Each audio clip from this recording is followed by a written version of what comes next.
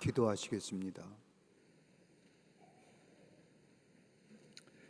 살아서 역사하시어 우리의 삶을 인도하시는 전능하신 하나님 아버지, 하나님께서 베푸신 은혜와 사랑 생각할 때마다 하나님 앞에 찬양과 영광을 돌려야 할 터인데, 우린 하나님의 은혜를 잊어버리고 살 때가 얼마나 많은지, 내 마음대로, 내 욕심대로, 내 생각나는 대로 살았던 우리의 삶의 모습들, 허무월과 죄, 하나님 용서하여 주시사 새롭게 됨의 역사를 통하여 주님의 은혜에 감사하며 감격하며 살아갈 수 있는 하나님 나라의 복된 인생 되게 하여 주시옵소서. 오늘도 주께 이의 발걸음을 하나님의 귀한 전에 올라오게 하심에 감사합니다. 하나님의 말씀을 들을 수 있게 하시고 깨닫게 하시고 그 말씀 앞에 결단할 수 있는 시간 주심에 감사를 드립니다. 이 시간이 복된 시간 되게 하여 주시고 하나님을 만나는 시간 되게 하여 주시며 주의 음성 듣는 시간 되게 하여 주시옵소서. 저희들이 모일 때마다 하나님 앞에 간절히 간구하는 기도의 제목들이 있습니다. 우리 주님은 알고 계시고 우리의 기도에 응답하여 주실 줄을 믿습니다. 그럼에도 불구하고 주께서는 우리의 기도를 들으시기를 원하시는 줄 믿사오니, 이 시간 저희들의 드리진 기도가 아버지 하나님이여 주의 향기로운 제물 되게 하여 주시고 하늘 보좌를 움직이는 기도가 되어질 수 있도록 역사하여 주시옵소서. 먼저는 이 나라 이 백성을 위하여 간절히 간구합니다. 하나님이여 이 나라 이 백성 지켜주시고 인도하여 주시옵소서. 참으로 걱정과 염려가 우리 마음속에 있습니다. 불안한 마음도 있습니다. 하나님이 역사의 주관자시고 이 땅을 여기까지 인도하신 하나님이심에도 불구하고 주변에 돌아가는 여러 가지 많은 일들을 보면서 마음의 깊은 탄식과 더불어 안타까움이 우리 가운데 있습니다. 주님 긍휼히 여겨주시사 아버지 하나님이여 이 땅의 백성들 이 나라 지켜보호하여 주시옵소서.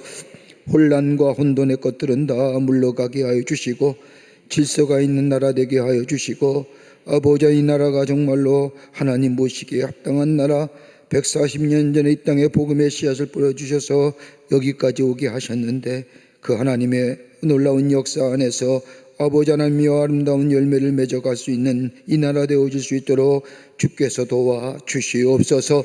정치권이 새로워지기를 원합니다. 오만하지 않게 하여 주시옵소서. 교만하지 않게 하여 주시옵소서. 개혁이라고 미명 아래 모든 것이 혼돈 가운데 들어가는 것 같습니다. 주님 도우시고 역사해 주셔서 이 나라의 정치에 주께서 인도하시고 위정자들의 마음을 주께서 주장하여 주시옵소서.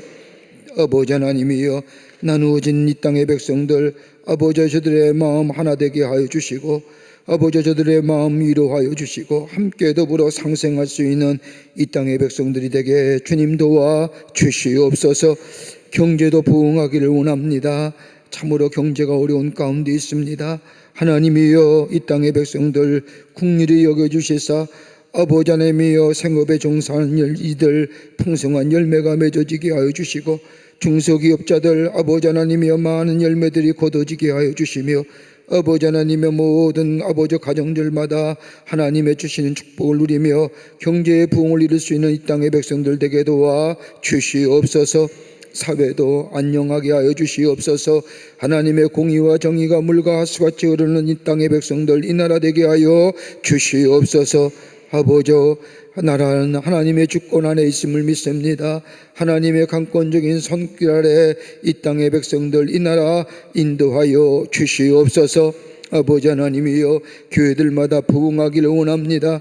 교회들마다 부흥의 역사가 일어나기를 원합니다. 악한 영의 역사 다 물러가게 하여 주시사 진리 되시는 예수 그리스도의 생명의 말씀을 전할 수 있는 한국교회가 되게 하여 주시며 교회들마다 성령의 불길이 활활 타오르게 하시며 기도의 제단이 아버지 하나님의 기도의 소리가 끊이지 않게 하여 주시며 찬송과 말씀의 소리가 끊이지 않는, 그래서 이 땅의 백성을 구원할 뿐만 아니라 아버지 열방을 구원하는 한국교회가 되게 주님 역사하여 주시옵소서. 아버지 하나님이여 사탄의 역사들 악한 영의 역사들 다 이 땅에서 물러가게 하여 주시옵소서. 광림의 제단을 사랑하여 주셔서 하나님의 거룩한 역사에 쓰임받게 하심에 감사합니다. 이 제단의 성령과 말씀과 은혜가 충만하게 하여 주시사 들어오고 나가는 발걸음마다 말씀 안에서, 주의 은혜 안에서, 주의 사랑 안에서 새로운 하나님의 역사를 경험하며 새롭게 거듭나며 상처와 아픔이 치유되고 회복되는 역사가 이 제단 가운데 역사 있게 하여 주시옵소서. 하나님의 거룩한 역사에 쓰임받기 위해서 많은 기관과 부서를 세우셨사오니 기관과 부서마다 아버지 모이게 힘쓰게 하시고 아버지 귀한 선교적 사명을 감당하는 기관들이 되게 하여 주시며 부서들마다 모여서 말씀 안에서 저들의 신앙이 성장하며 말씀 안에서 저들의 성숙한 하나님의 사람으로 이 세상 가운데 아버지 많은 하나님의 사랑을 증거하는 모든 당신의 백성들이 되어질 수 있도록 부서와 기관에 축복하여 주시옵소서. 하나님이여, 우리 제단에 많은 일들을 하고 있습니다. 아버지 하나님이여, 특별히 많은 생사과 많은 국내외 선교 주심에 감사합니다. 하나님이여, 국내 선교지마다 부흥하게 하시고 해외 세우신 해외 선교지마다 아버지 하나님의 주께서 불꽃 같은 눈동자로 지켜주시사 아버지 주께서 주신 우리 귀한 사명, 땅 끝까지로 복음에 직인된 사명을 감당하는 광림의 제단이 되게 하여 주시옵소서. 안디옥 교회 성장도 아버지 하나님이여 순조롭게 재건되게 하여 주시며 잠비아 선교센터도 잘 마무리되어지어 봉헌하게 하여 주시옵소서. 그 밖에 흩어져 있는 저 모스크부서부터 저 동태 땅서부터 저 남태평양의 따뜻한 나라 이기까지 아버지 세우신 광림의 선교시센터마다 지키시고 보호하시고 역사하셔서 하나님의 거룩한 사명 감당케 하여 주시옵소서. 이번 주는 통일성취 기도를 합니다. 아버지 하나님이여, 또 전교인 축의 산상 기도를 갖습니다. 특별히 10월 한다는 우리 복음 전도에 달라 정하며 하나님의 말씀을 전하고자 합니다. 하나님이여, 우리에게 말씀 전할 수 있는 성령의 특별한 성령의 충만한 역사를 허락하여 주시사 전하며 증거하며 주님 기뻐하신 일을 넉넉히 감당하는 우리 모든 광림의 권속들이 되게 하여 주시옵소서. 우리 가정 위에 복되게 하시고 하나님의 은혜와 사랑이 늘 넘쳐나게 하여 주시며 어려움 없는, 그래서 힘들고 어려울 때마다 아버지 하나님여 주님 앞에 나와 기도하며 눈을 들어 하나님의 도움을 구할 수 있는 우리 가정이 되게 하여 주시사 하나님의 살아계심이 증거되어지는 역사가 있게 하여 주시옵소서. 기도하는 것마다 하늘의 문이 열려지길 원합니다. 응답의 역사가 넘치게 하여 주시옵소서. 아버지, 늘 그래서 입을 열 때마다 하나님의 은혜가, 아버지 하나님의 사랑이 우리를 여기까지 도우시고 인도하셨다고 고백하며 찬송의 소리가 넘쳐나는 우리 가정들이 다 되게 하여 주시옵소서. 우리의 자녀들 인도하여 주시길 원합니다. 의인의 자손은 걸식함이 없다고 했사오니 아버지, 우리의 자녀들 아버지 하나님여 주신 축복을 누리며 저 세상 가운데 빛의 자녀로서의 삶을 살아갈 수 있도록 역사하여 주시옵소서. 아버지 하나님, 특별히 기도합니다. 수능시험을 앞둔 우리의 자녀들이 있습니다. 하나님이여, 주께서 저들에게 비전과 꿈을 주셨사오니 이 수능시험을 통하여 하나님의 비전을 이루어가는 첫걸음을 떼게 하여 주시옵소서. 마지막 시간까지 지치지 않게 하여 주시고 지혜 주시고 명철을 더하여 주시옵소서. 오늘도 주의 말씀 배우고자 이 자리에 모였사오니 우리의 마음이 옥토 같은 마음 되게 하여 주시고 주의 말씀 들을 때 우리의 심령이 뜨거워지게 하여 주시며 결단하게 하여 주시옵소서. 영상을 통하여 이 성경 공부에 참여한 우리 모든 광림의 권속들, 남교회와 북교회와 서교회에 흩어진 모든 사랑하는 성도들을 위해 동일한 은혜로 함께하여 주시옵소서.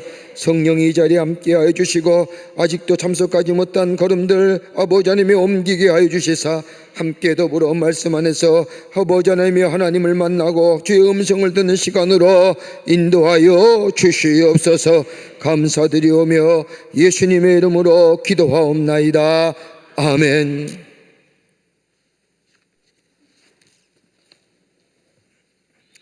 교회 소식 몇 가지 알려드립니다. 올해 10월 달은 복음 전도의 달입니다. 우리가 봄과 가을에 우리가 10월 한 달, 또 4월 한 달, 5월 한 달 우리가 전도하는데, 여러분 이 10월 달에 열심히 전도하셔서 꼭 복음 전도의 열매를 맺으시고 10월 26일은 우리가 전도주일로 정하고 전도하신 분들을 함께 초청해서 예배 드리려고 합니다. 기억하시고 꼭 전도에 힘쓰시는 우리 모든 광림의 교우들이 되시기를 바랍니다. 전도하세요. 전도하셔야 됩니다. 통일성취기도회가 오는 10월 17일 돌아오는 금요일입니다. 오전 11시부터 육해공군 해병대로 나누어서 6개 부대 전방부대에서 있어지게 됩니다. 옛날만 해도 우리가 철책을 붙잡고 이렇게 기도했었거든요. 근데 요즘은 전방에 다 과학화가 되어 있어가지고 사람들이 안 지켜요. 다 기계가 지키지. 그래서 전방에 철책을 못 잡아요. 그 대신에 나라들이 다 지자체에서 다 전방에 전망대를 세워놨습니다. 통일전망대라고 해서 이렇게 내다볼 수 있는 전망대를 세워놨는데, 어느 선교구는 전망대에서, 어느 선교구는 부대 안에 있는 교회에서 이 통일성취를 위해서 기도하는데, 여러분들 꼭 각 교구마다 정해진 부대가 있을 겁니다만 많이들 올라가셔서 함께 기도하시는, 북녘 땅을 바라보고 또 북녘을 생각하며 기도하시는 우리 모든 교우들이 되시길 바라고요. 오전 11시에 금요일입니다. 우리 모든 광림의 교우들은 어느 장소에 있든지 11시에 가정에 계시든지 또 일터에 계시든지 뭐 어떤 시간이 있든지, 어떤 11시면 다 함께 눈을 감고 이 땅의 통일을 위해서, 수고한 우리의 장병들을 위해서 기도하는 시간 되시기를 바랍니다. 여러분의 기도해야 됩니다. 자꾸만 이 통일에 대한 생각들을 자꾸만 잊어버리고 또 뭐 이상한 얘기들을 합니다만, 뭐 북한은 북한대로 인정하고 우리는 우리대로 그거 아니거든요. 우리나라가 하나로 출발했는데, 그래서 나누어진 이 분단의 아픔이 벌써 75년 넘잖아요. 너무 길잖아요. 하나님께서 우리의 기도를 들어주시고 이 땅에 하나됨의 역사가 일어나게 될 줄 믿습니다. 여러분 한번가 얘기했잖아요. 동독과 서독이 어떻게 통일됐어요? 여러분 뭐 기도도 했습니다. 기도 많이 했죠. 라이프진이 교회에서 기도했지요. 근데 그 기도의 응답이 어떤 순간에 일어났느냐? 서기장의 비서가 술 취해 먹고 말 한마디 잘못하는 바람에 통일됐다는 거 아닙니까? 잘 모르세요? 네. 그 동독의 서기장의 비서가 여름이 되면 동독 사람들이 이렇게 서독을 거쳐서 어디로 가냐면 저 체코슬로바키아로 여름 휴가를 가는데 막아놨거든요, 길을. 그래서 기자들이 묻는 거예요. 동독 사람들이 여름 휴가를 가는데 언제 문 열 거냐 그랬더니, 전날에 술을 가득히 먹었던 서기장의 비서가 뭐 내일 열죠 뭐. 그 한마디에 문이 열어지고 동독과 서독이 통일됐다는 야사 아닌 야사가 있잖아요. 있었던 일이에요. 역사 한번 보세요. 그래서 통일된 거예요. 그 전에 저 서독의 라이프니치 교회라고 하는 교회에서 통일을 위해서 기도했지요. 우리의 기도는 하나님이 꼭 응답해 주실 줄을 믿습니다. 그러니까 기도하는 거예요. 그리스도인이 가졌던 가장 강력한 무기가 어디 있어요? 기도하는 것밖에 없잖아요. 우리 성도, 우리 광림교회 교우들이 기도할 때에 통일의 문이 열려질 줄 믿습니다. 늘 제 마음속에 그런 마음이 있어요. 통일이 분명히 될 텐데, 북한에 있는 교인들이, 북한에 있는 그리스도인들이 통일돼서 우리를 만났을 때에 동무라고 물으면서 우리가 이렇게 힘들 때 뭐 하셨습니까? 라고 물어보면 뭐 하실 거예요? 뭐라고 대답했을 거예요? 우리 데모했습니다. 아니, 우리 기도했습니다. 여러분을 위해서 기도했습니다. 하나님이 도와주시기를, 하나님이 통일되게 하시기를 우리 정말 기도했습니다. 여러분, 이것만큼 귀한 일이 어디 있을까요? 누군가 널 위해 기도한다고 하는 우리 찬송의 가사처럼 저 북녘 땅에는 아직도 저 지하에서 예배드리는 이들이 많거든요.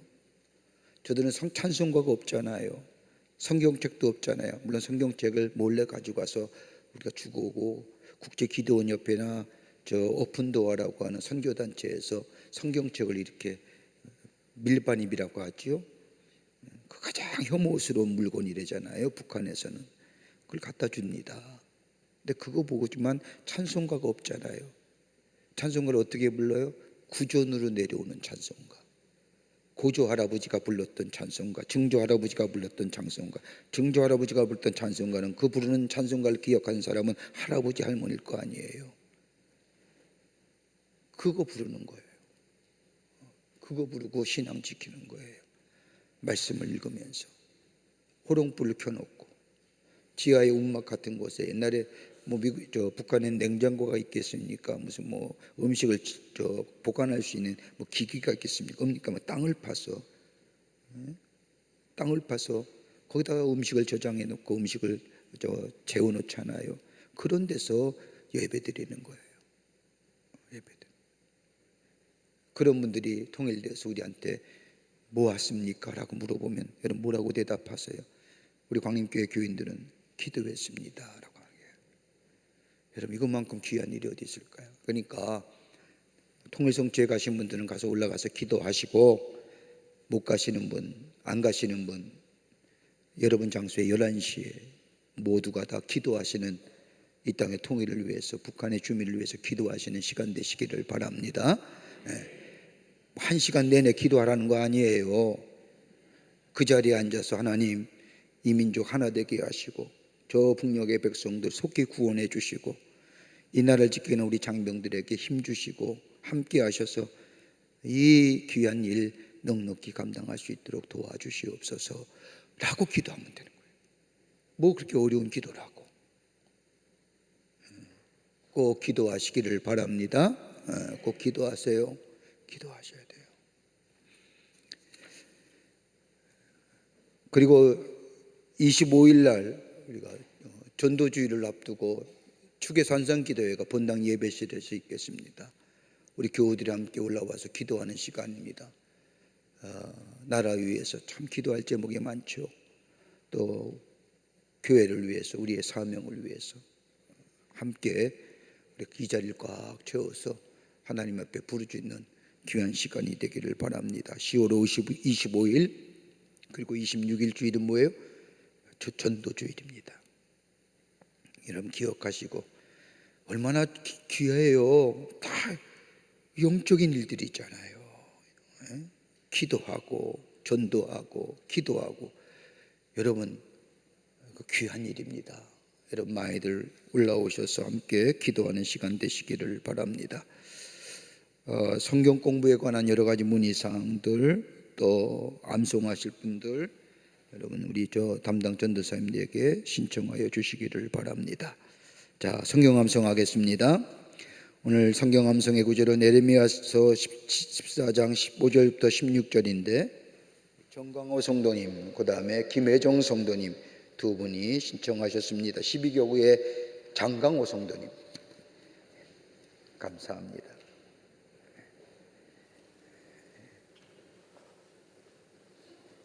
안녕하세요. 저는 12교구 장강호 성도입니다. 오늘 요절 말씀은 예레미야서 14장 15절에서 16절 말씀입니다. 여호와께서 내게 이르시되 선지자들이 내 이름으로 거짓 예언을 하는도다. 나는 그들을 보내지도 아니하였고 그들에게 명령하거나 이르지도 아니하였거늘 그들이 거짓 계시와 점술과 헛된 것과 자기 마음의 거짓으로 너희에게 예언하는도다. 그러므로 내가 보내지 아니하였어도 내 이름으로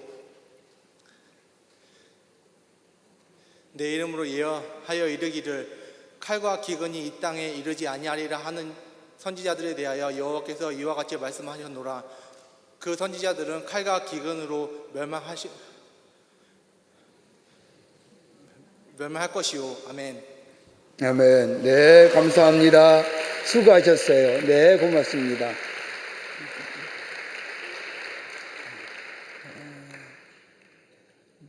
너무 빨리 오셔서 내가 지금 막 자꾸 이렇게 같이. 김혜정 성도님,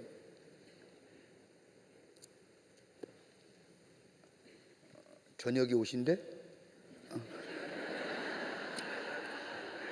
어디 계세요? 오고 있는 중이신가 보다. 이따 오시면 연락 주세요. 마지막이라도 하고 가실 수 있도록. 예, 감사합니다. 고맙습니다.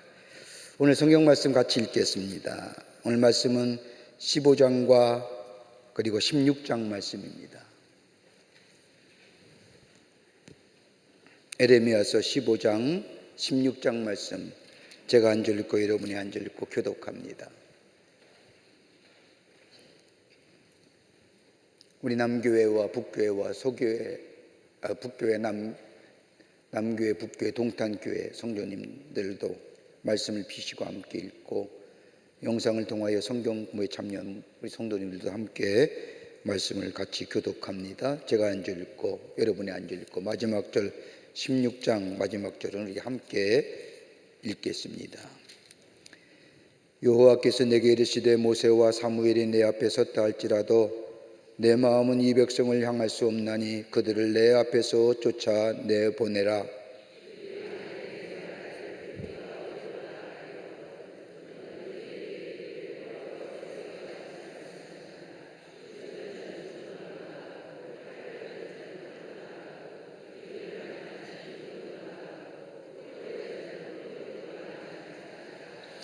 여호와의 말씀이니라. 내가 그들을 네 가지로 벌하리니 곧 죽이는 칼과 찍는 개와 삼켜 멸하는 공중의 사와 땅의 짐승으로 할 것이며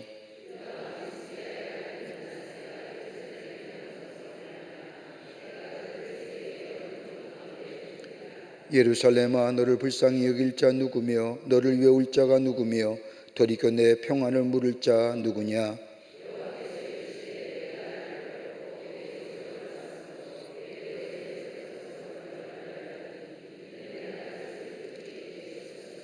내가 그들을 그 땅의 여러 성문에서 키로 까불로 그 자식을 끊어서 내 백성을 멸하였나니 이는 그들이 자기들의 길에서 돌이키지 아니하였음이라.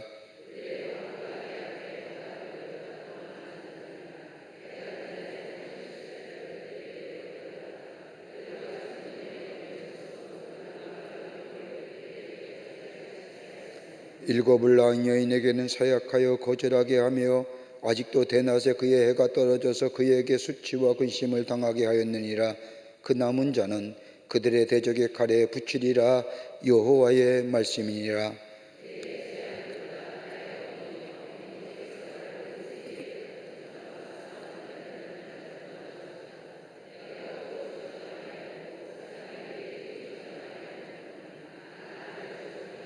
여호와께서 이르시되 내가 진실로 너를 강하게 할 것이요 너에게 복을 받게 할 것이며 내가 진실로 내 원수로 재앙과 환난의 때에 내게 간구하게 하리라.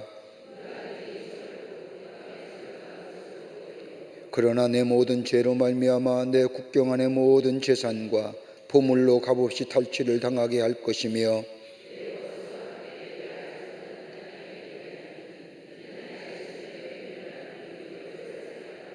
여호와여 주께서 하시오니 원하건대 주는 나를 기억하시며 돌보시사 나를 박해하는 자에게 보복하시고 주의 오래 참으심으로 말미암아 나로 멸망하지 아니하게 하옵시며 주를 위하여 내가 부끄러움을 당하는 줄을 아시옵소서.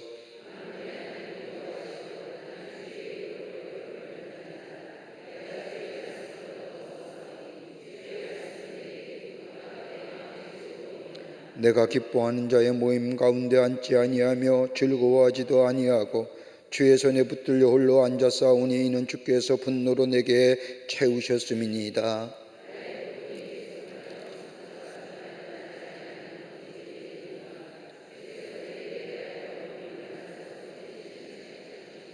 여호와께서 이와 같이 말씀하시되 만일 돌아오면 내가 너를 다시 이끌어 내 앞에 세울 것이며 내가 만일 헛된 것을 버리고 귀한 것을 말한다면 너는 나의 입이 될 것이라. 그들은 내게로 돌아오려니와 너는 그들에게로 돌아가지 말지니라.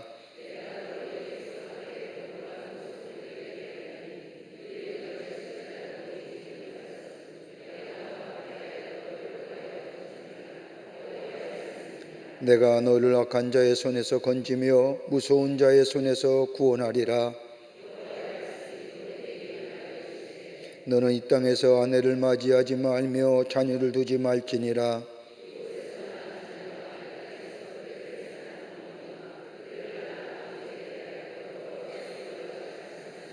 그들은 독한 병으로 죽어도 아무도 슬퍼하지 않을 것이며 묻어주지 않아 지면의 분토와 같을 것이며 칼과 기근에 망하고 그 시체는 공중의 새와 땅의 짐승의 밥이 되리라.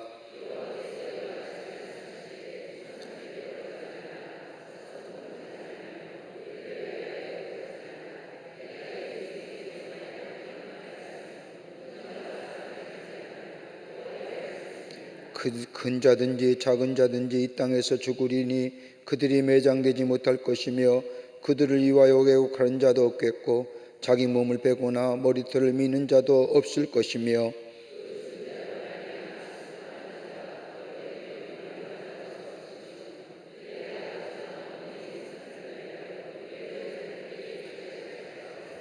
너는 잔치집에 들어가서 그들과 함께 앉아 먹거나 마시지 말라.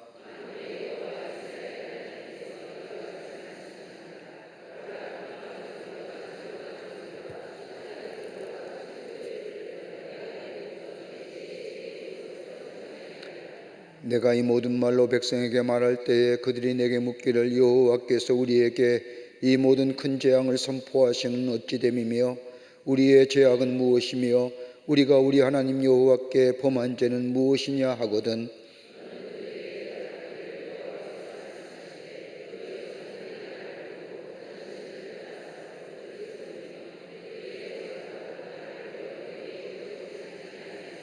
너희가 너희 조상들보다 더욱 악을 행하였도다. 보라, 너희가 각기 악한 마음의 완악함을 따라 행하고 나에게 순종하지 아니하였으므로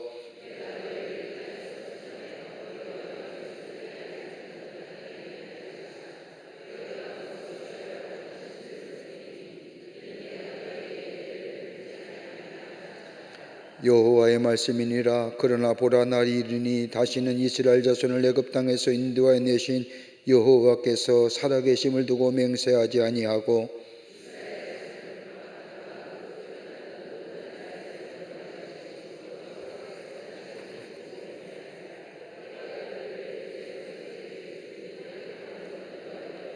여호와의 말씀이니라. 보라, 내가 많은 어부를 불러다가 그들을 낫게 하며 그 후에 많은 포수를 불러다가 그들을 모든 산과 모든 언덕과 바위 틈에서 사냥하게 하리니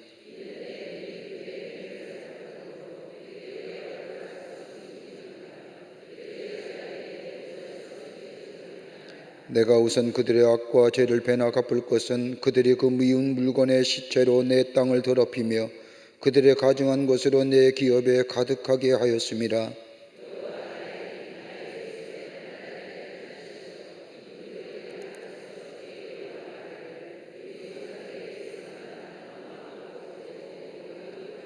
사람이 어찌 신 아닌 것을 자기 시의 신으로 삼겠나이까 하리이다.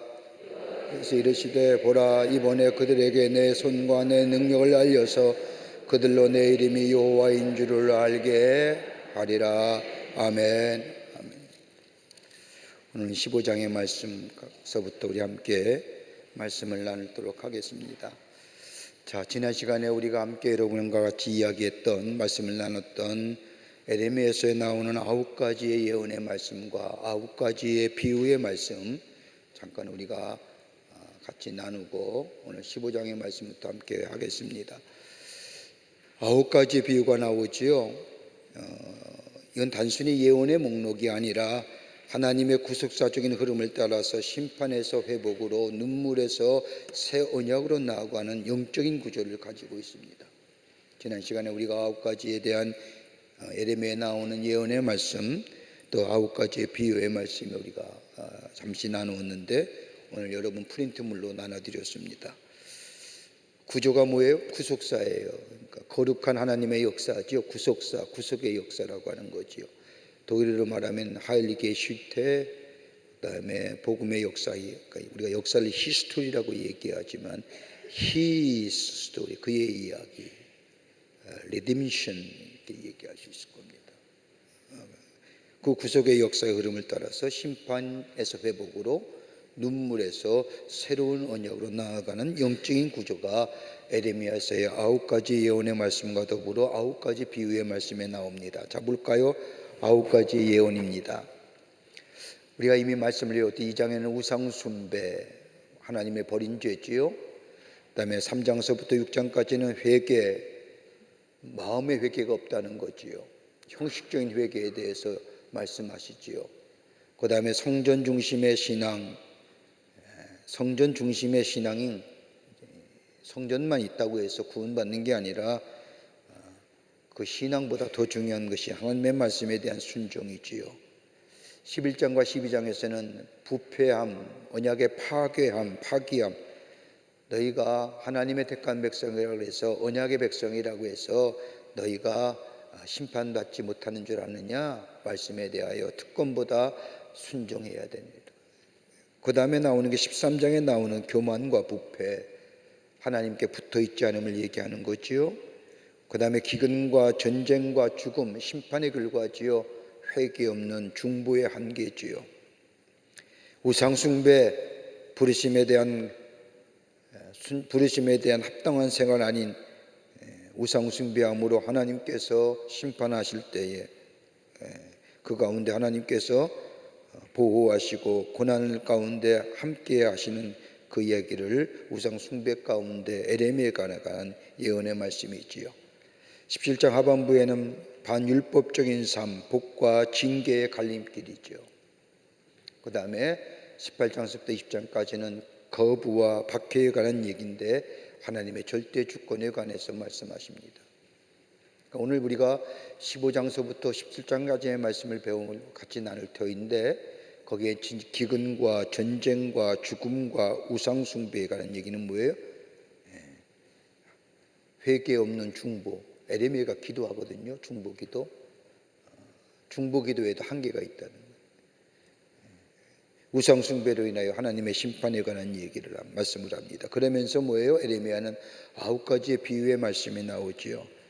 우리가 알아듣지 살구나무 가지와 끊는 나무, 끊는 가마, 재앙이 그 다가올 재앙에 관해서 썩은 띠, 아무리 너희가 띠를 뚫렸다 해도 그 띠는 썩은 띠, 다름이 아니라 교만과 우상숭배로 인하여 쓸모없는 띠가. 그 다음에 포도주와 병에 대한 비유의 말씀, 하나님의 진노와 혼란함이지요. 토기장의 진흙 같은 새로 빚어질 수 있다는 거지요. 돌아오기만 하면 새로운 모습으로. 19장 1절부터 13절까지는 뭐예요? 깨어진 옹기에 대한 비유의 말씀을 하시지요. 우상숭배로 인하여 돌이킬 수 없는 심판. 그 다음에 24장에는 뭐가 나오느냐? 무화과 나무의 두 광줄이 비유가 나와요. 하나님의 구속계 간에 있는 구별된 모습들. 그 다음에 25장에는 진노의 잔이 나오죠. 하나님의 심판의 불가피성입니다. 그 다음에 27장과 28장에는 줄과 멍에에 대한 비유의 말씀이 나옵니다. 줄과 멍에는 다름이 아니라 바벨론의 통치를 의미하는 겁니다. 그리고 43장에 뭐가 나오느냐? 감추어진 돌들에 대한 비유의 말씀, 피할 수 없는 하나님의 심판의 확장에. 우리 지난 시간에 다 배운 거죠. 살구나무, 끊는 가마, 썩은 띠, 포도주와 병. 다음 시간에 우리가 토기장이와 진흙에 대한 비유의 말씀을 배울 것이고, 그 다음에 18장에서부터는 거부와 박해, 다름 아니라 하나님의 절대 주권에 관해서 비유의 말씀과 더불어 예언의 말씀을 하고 있음을 보게 될 겁니다. 자, 오늘 15장서부터 우리 함께 말씀을 좀 볼까요? 에레미야 15장서부터 17장까지는 유다의 죄에 대하여 심판의 예고와 더불어 에레미야의 내적 고뇌입니다. 여러분, 유다의 심판의 결정적인 게 뭘까요?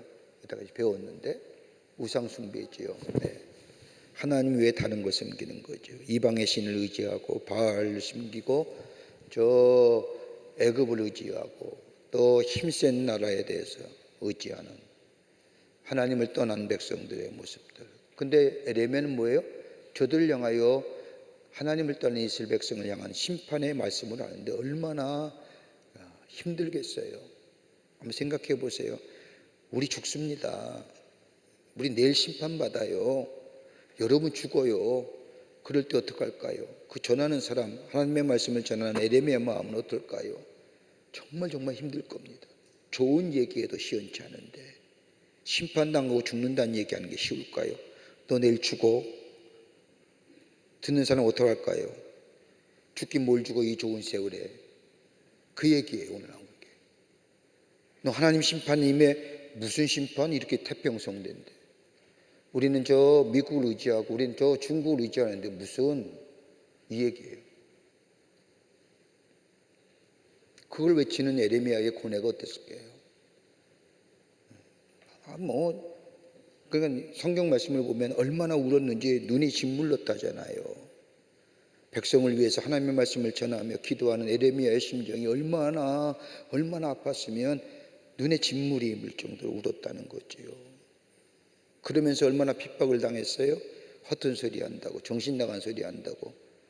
그 고뇌, 이 얘기가 15장서부터 17장까지에 기록되어져 있습니다. 유다 백성의 죄가 임계점에 이르러 하나님은 더 이상 유다를 용서할 수 없다는 겁니다. 뭐라고 얘기해요? 이스라엘의 죄보다 더하면 더했지 못하지 않았다는 거예요. 이스라엘 이미 멸망당했잖아요. 아수르에 의해서. 그런데 586년에 유다가 망하는 모습을 이제 임박한 심판을 보면서 너희의 죄가 이스라엘보다 더하면 더했지 덜하지 않다는 거예요. 그것을 전하는 에레미야가 얼마나 뭐예요? 핍박을 당했습니까? 조롱과 핍박. 그러기에 에레미야는 하나님 앞에 아뢰고 또 아뢰고 외로움과 더불어 절망적인 상황에서 하나님 앞에 아뢰고 하나님의 뭘 받아요? 위로함을 받는. 여러분 진정한 위로가 어떻게 될까요? 하나님밖에 없어요. 우리의 진정한 위로자는 누구밖에 없어요? 예수님밖에 없어요. 예? 예수님밖에 없단 말이에요. 여러분의 상한 마음, 여러분의 답답함은 누구한테 아뢰 수 있을까요? 친구한테 얘기해요? 그거 오히려 약점되잖아요. 그잖아요. 친구한테 실컷 얘기했는데 나중에 보니까 소문 퍼져서 이상한 얘기 들리잖아요. 그건 남한테 아무나 얘기하는 거 아니에요. 친구 아무리 믿을 거 못 돼요. 친구 왜 이상한 얘기 친구한테 해요? 하나님한테 안 하고. 그거 다 나중에 뭐예요? 부메랑으로 자기에게 돌아와요. 야, 걔는 나는 힘들어 죽겠어. 우리 남편이 참 힘들어 죽겠어 하는데 야, 걔는 싸워서 이혼한대다. 이렇게 나오잖아요. 에레미야는 하나님께만 위로하죠. 16장에 와서는 뭘 말씀하느냐? 상징적인 행위를 통해서 하나님의 뜻을 드러냅니다. 다가올 심판, 전쟁과 기근과 포로. 여러분 생각해 보세요. 끔찍한 얘기 아닙니까? 삶의 기쁨이 사라질. 그러나 하나님의 심판은 저 기근과 전쟁과 포로로 끝나는 것이 아니라 하나님께서는 그보다 더 큰 계획, 원대한 계획, 무슨 계획이요? 구원의 계획을 갖고 계시는. 그러니까 우리가 믿는 신앙이 뭐예요?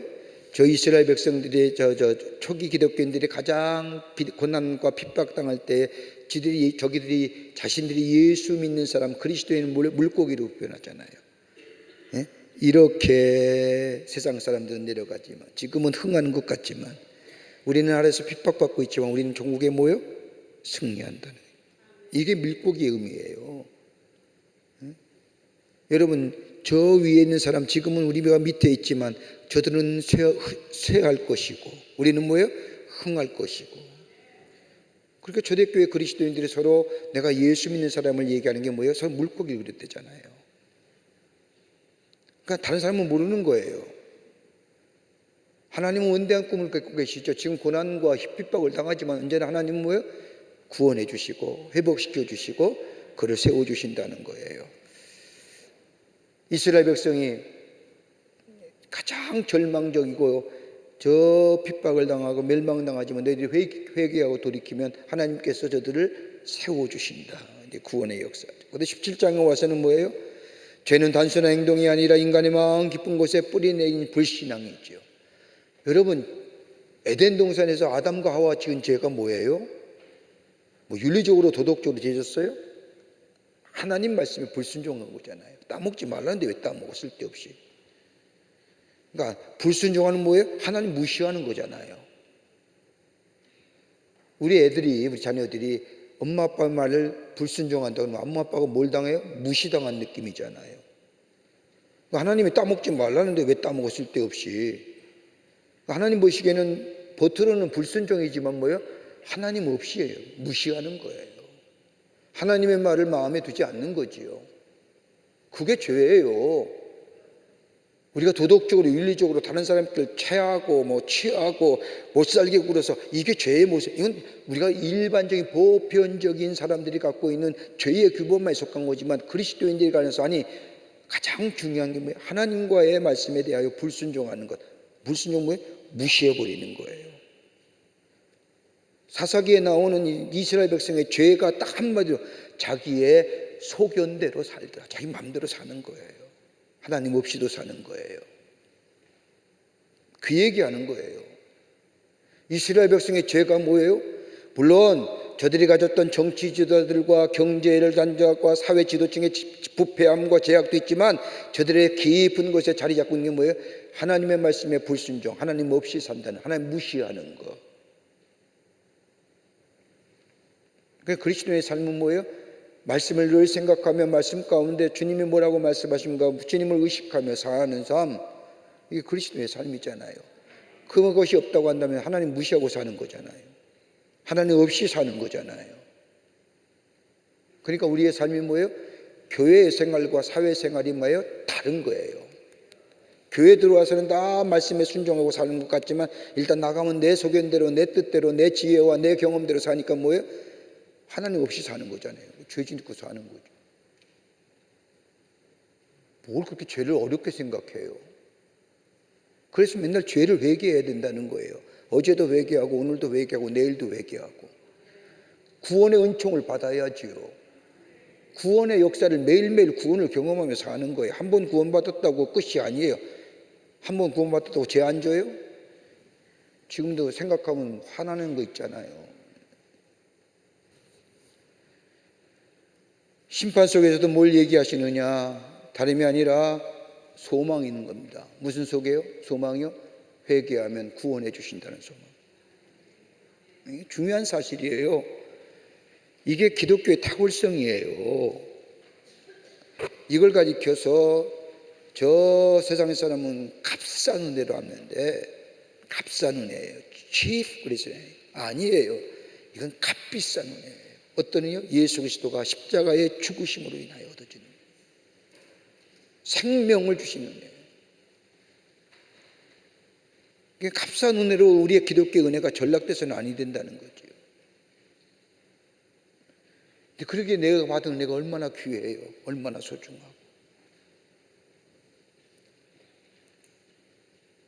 그리고 17장에 와서는 죄는 단순한 행동이 아니라 인간의 마음 깊은 곳에 뿌리내는 불신앙임을 얘기합니다.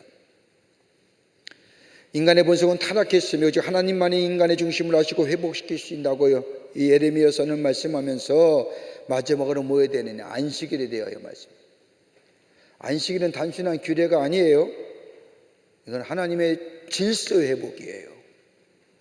안식일을 지키는 것, 지금으로 얘기한다면 주일을 예배하는 것, 이거 창조의 질서라고 얘기하는 거예요. 그렇잖아요.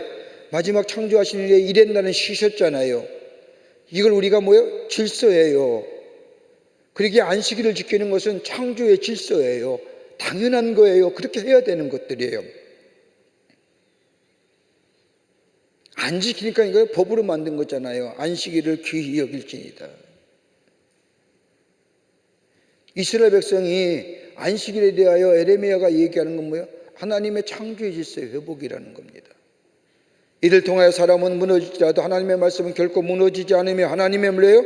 신뢰하는 자에게 어떤 심판 속에서도 뭐예요? 하나님께서 생명과 소망의 길을 허락하신다는 거예요.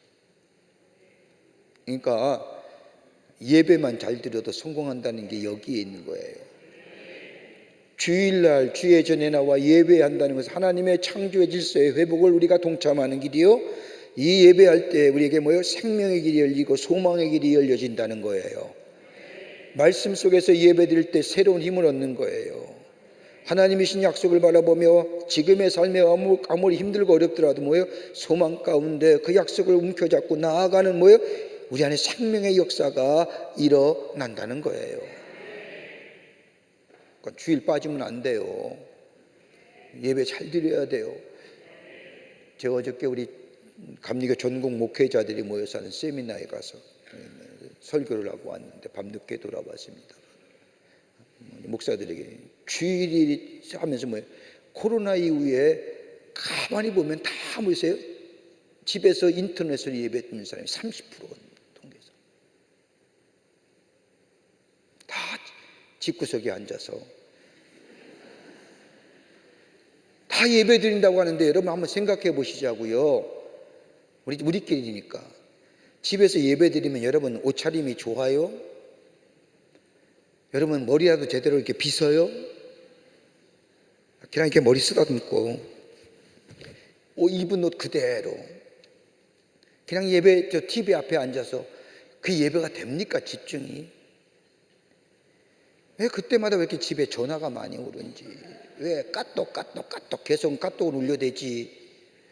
여러분 한번 생각해 보세요. 그렇게 예배 드리는 모습과 내가 주일날 오늘 하나님 날이지 내가 예배 드려야지 예배당에 가야지 라고 하며 아침에 일어나서 분주하게 준비하고 교회 오기에 말이야 바른 말이지 얼마나 시험거리가 많아요. 못 가게 하는 것들이 얼마나 많이 생겨요. 그날따라 그래도 다 이기고 주일날 예배 와서 자리에 앉아서 하나님 앞에 예배하며 마음의 분노도 있고 마음의 미움도 있고 아픔도 있고 여러 가지 생기지만 그러나 찬송 부르며 찬송 부를 때 내 마음에 은혜가 되고 여러분 말씀 들을 때 기도할 때에 훌쩍이기도 울기도 하고 하나님 내 마음 아시지요? 내 걱정 아시지요? 라고 기도하면서 말씀을 들을 때 위로가 되고 그러면서 예배 드리고 1시간 예배 드리고 나갈 때 여러분 얼마나 기뻐요. 얼마나 감사해요. 회복의 역사를 경험하잖아요. 회복의 역사를. 근데 이 좋은 걸 왜 안 하는지 몰라요. 그렇게 안식일은 창조 있어요.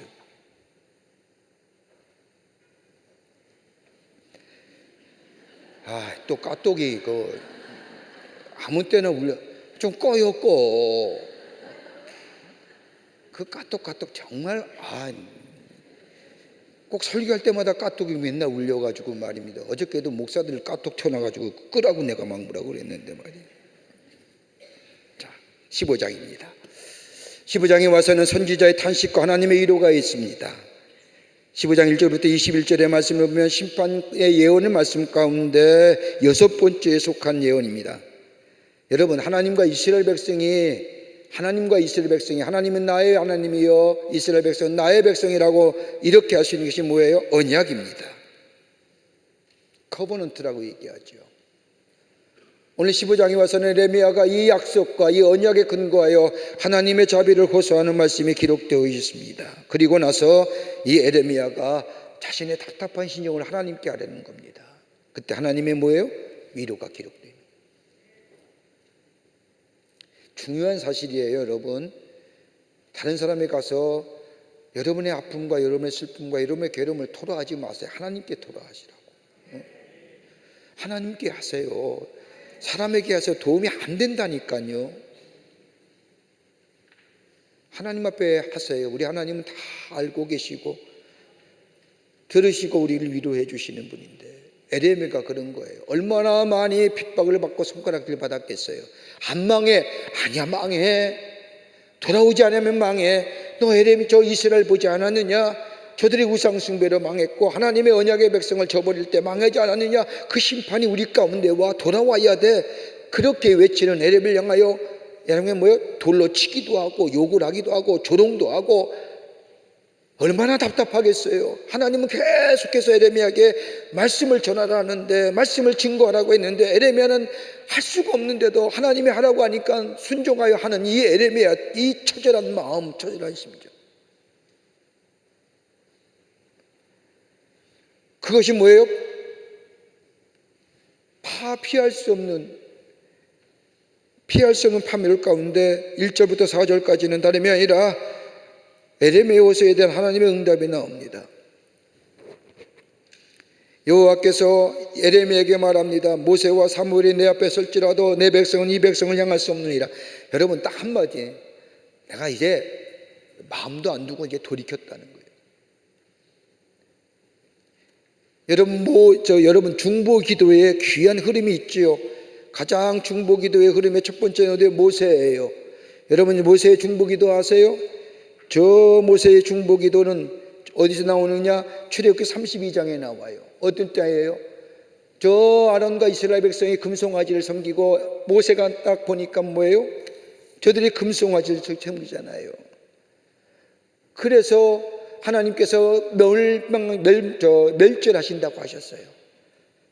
그때 모세가 뭐래? 하나님 그러면 아니 돼요. 하나님 그러면 아니 돼요.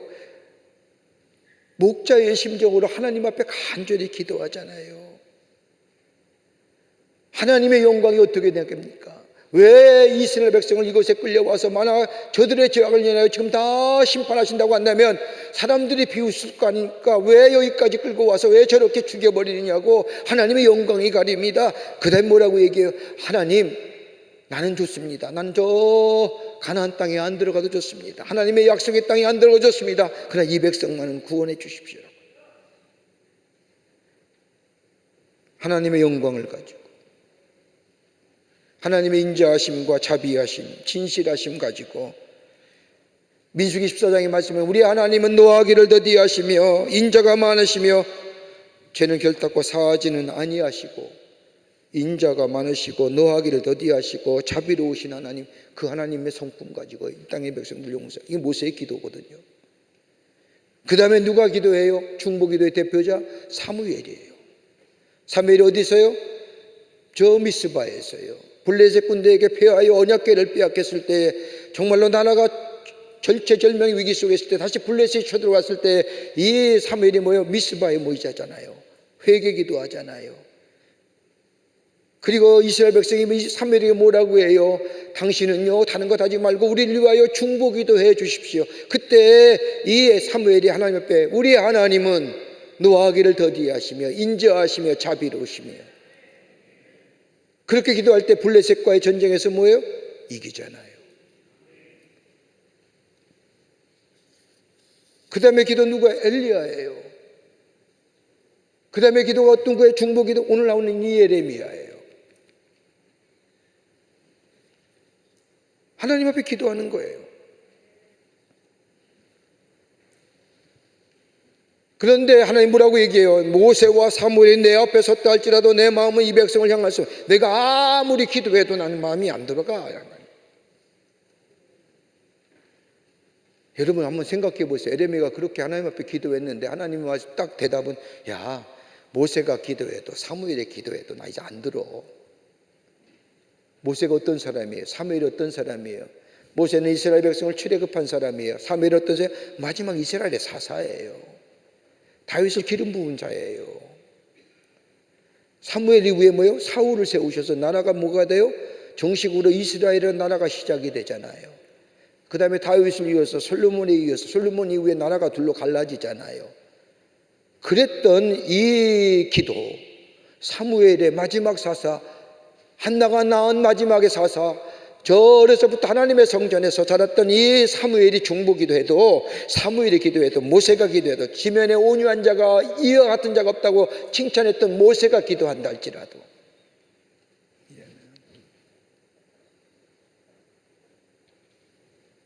그러면서 뭐라고 얘기합니까? 여호와께서 같이 말씀하시니라 죽을 자는 죽음으로 나아가고 칼을 받을 자는 칼로 나아가고 기근을 당할 자는 기근으로 나아가고 포로될 자는 포로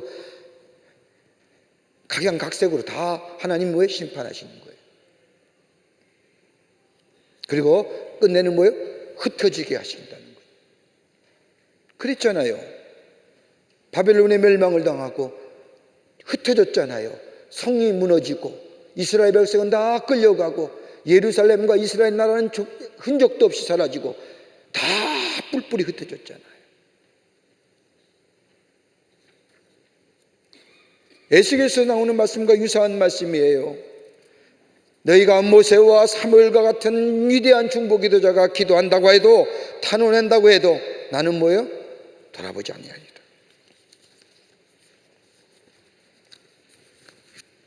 그럼 네 가지로 보라지요. 칼로 첫 번째는 뭐예요? 죽이는 칼로, 두 번째는 칼을 맞아 죽은 시체를 찢어 놓은 개들로, 시체를 먹는 새들로, 시체를 먹는 새들이 남기고 간 것을 먹어치는 짐승으로. 여러분, 1번은요 산자에 대한 심판이고 2, 3, 4는 뭐예요? 죽은 자의 심판이에요.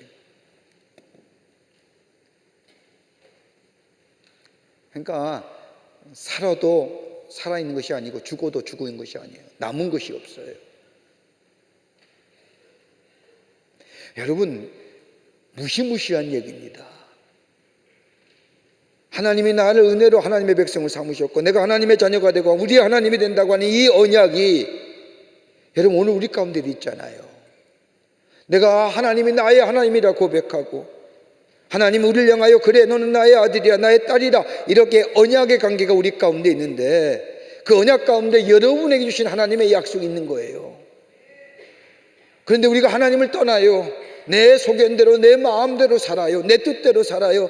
교회 안에서는 하나님을 믿는다고 했고 성전 중심의 이스라엘 백성처럼 성전에 올라서는 제사는 드리지만 나가면 내 마음대로 내 뜻대로 살았던 불순종하고 말씀을 멀리하고 살았던 우리의 삶 속에 만약에 이런 심판이 임한다, 용서가 없다고 한다면, 그리고 우리는 뭐예요? 회개라도 있지. 회개라도 있잖아요. 말씀을 들을 때 회개하잖아요. 회개라도 있기에 이만큼 사는 거지. 회개도 없어 봐요. 회개 없는 이스라엘 백성을 향한 하나님의 심판이에요. 그러니까 회개가 얼마나 귀한 거예요. 그래도 회개할 수 있는 게 뭐예요? 성령이 여러분에 들려지는 성령의 음성을 들을 수 있기 때문에, 영이 아직도 살아있기 때문에. 영이 죽으면 성령이 하시는 말씀도 못 들어요. 깨달음이 없는데.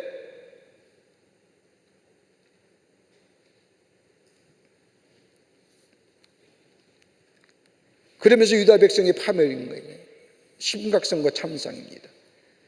예루살렘아 너를 불쌍히 여길 자가 너를 여울 자가 내 평안을 물 자가 누구인가? 내가 너를 버렸고 내게서 물러갔으므로 내 손에 펴서 너를 멸하라. 쭉 얘기합니다. 뭘 얘기해요?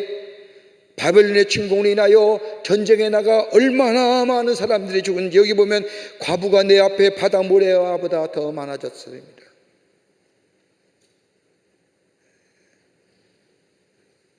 그리고 뭐예요? 일곱을 낳은 여에게는 대낮에 그 해가 떨어졌으므로 무슨 얘기일까요? 자식이 많은 게 복이었는데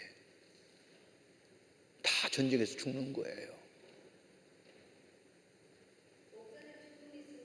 나중에 하시면 안 될까요? 나중에 하시면 좋겠는데요. 진도가 빨리 나가야 될 것 같아서. 예, 나중에 저한테 좀 다시 문화세 제가 기억할게요. 자, 보세요. 수치와 근심.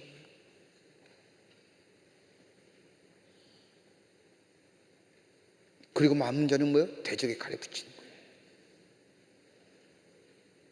여러분, 베트남에 과부가 많대요.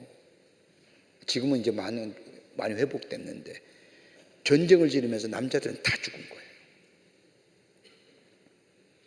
적어도 전쟁을 많이 치는 자는 여자가 강해요.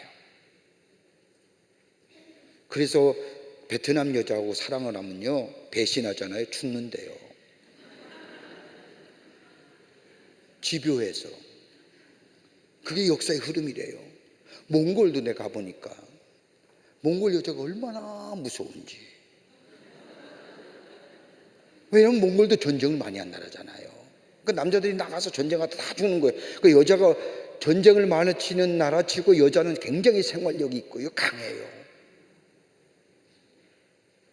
우리나라의 여인네들은 참 귀하지요. 전쟁을 나가서 해본 게 아니라 맨날 침략을 당해서 이스라엘 백성이 전쟁 통해 남자가 다 죽어.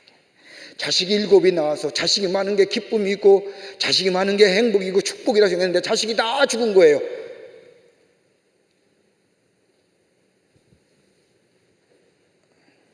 그 다음에 이런 선지자 고민과 하나님의 위로가 있는 거예요.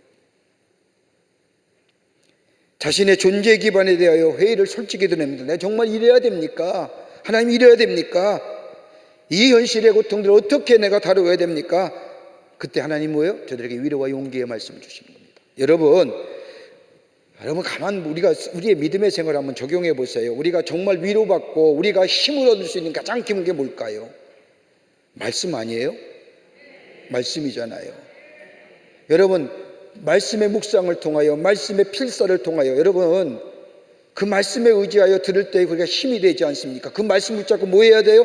내 삶 속에 적용되는 부분이 뭐예요? 기도하는 거예요. 근데 우리 코로나 신앙, 코로나를 겪으면서 2010년도에 코로나 전만 해도 우리 한국교회 전체가 그런 게 뭐예요? 성경 중심의 신앙이었어요. 이성적 신앙이었어요. 그래서 말씀의 묵상도 하고요, 필사도 하고요. 2000년 시대에 말씀의 묵상집들이 얼마나 많은지 몰라요. 근데 코로나 이후에 뭐예요? 그 말씀의 중심에 이성적 신앙의 모습이 다 무너진 거예요. 말씀은 듣고 우리가 위로가 되지만 그 말씀 우리의 삶 속에 적용하여 내 삶 속에 이루어지는 가장 중요한 뭐예요? 모멘텀인가? 가장 중요한 것이 없는 게 뭐예요? 기도하는 게 없어졌잖아요. 기도하는 게 없어요. 말씀의 신앙들이 있어요. 지금도 말씀을 다 들어요. 필사도 하고요, 묵상도 하고요, 말씀의 묵상을 통하여 아침마다 말씀을 읽고 기도해요. 근데 문제는 뭐예요? 내 안에 그 말씀이 적용되어 내 삶 속에 능력으로 일어나는 모멘텀이 뭐예요? 기도해야 되는데 기도는 어디서 배워요? 혼자 골방에서 기도하는 거 아니잖아요. 기도할 줄 알아야 되잖아요. 어디서 배워요? 함께 모여서 기도하고 그 속에서 기도를 배우잖아요. 아, 저렇게 기도하는 거구나, 저렇게 기도해야 되는구나, 저렇게. 이 기도에 모임이 없는 거예요.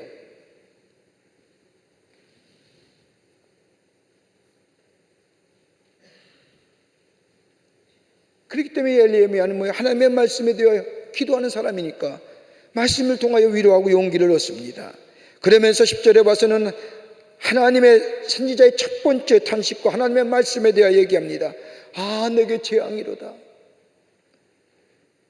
이 내게 재앙이라고 하는 없는 히브리어를 보면 뭐라고 얘기하는, 어머니여 내게 화가로다. 더 깊게 얘기하면 뭐예요? 하나님은 어머니 왜 날 낳으셨나요?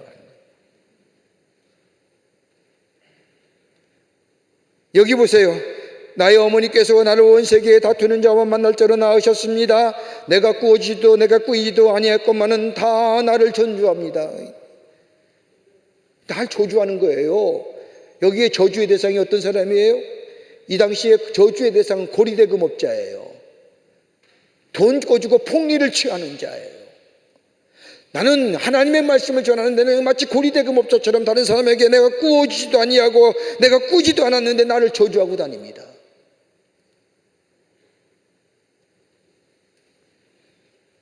그때 여호와께서 말씀하시죠. 내가 진실로 너를 강하게 할 것이요 너에게 복을 받게 하시고 내가 진실로 내 원수로 재앙과 환난의 때 내가 간구하리라. 저 북방의 철과 놋을 꺼릴 자가 없으며 탈취당하게 될 것이고 내가 알지 못하는 땅에 이르게 될 것이고 나의 진노와 맹렬한 물이 너를 살리랍니다. 마치 욕과 같이 하나님 나 태어나지 말아야 되는데 난 지금 고린대금업 같이 다른 사람에게 손가락질 받고 있는데 그때 하나님 뭐예요? 에레미야를 위로하시죠? 그러나 에레미야를 위로하지만은 이스라엘 백성을 유다 백성을 향한 심판은 멈추지 않는다.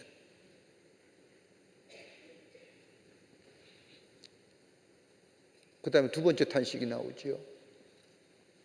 15절부터 21절입니다. 여호와여 주께서 하시오니 원하건대 나를 기억하시며 돌보사 나를 박해하는 자에게 보복하시고 주의 오래 참으심으로 말미암아 나로 멸망하지 아니하게 하시며 너를 위하여 내가 부끄러움을 당하는 줄을 아시옵소서. 나는 주의 이름으로 부끄러움을 주의 이름으로 일컬음을 받는 자입니다. 뭐라고 얘기해요? 주님만이 나의 기쁨이시고 주의 말씀이 나의 기쁨이시고 나의 즐거움이십니다. 기쁨과 즐거움이 없으며 주의 손에 붙들려 홀로 있습니다. 이는 주께서 내려 분노로 채우셨습니다. 나의 고통이 계속되며 상처가 증가하며 낫지 않으면 어찌 됨입니까? 주께서 내게 대하여 물이 말라서 속에는 시내 같으리이다.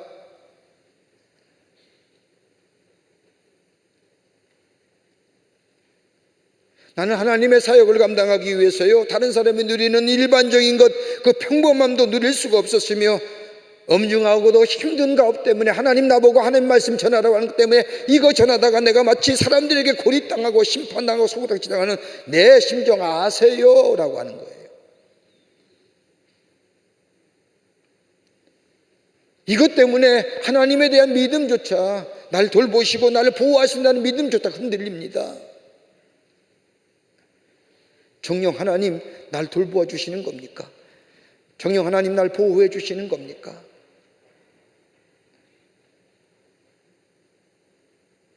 얼마나 답답했으면 그러겠어요.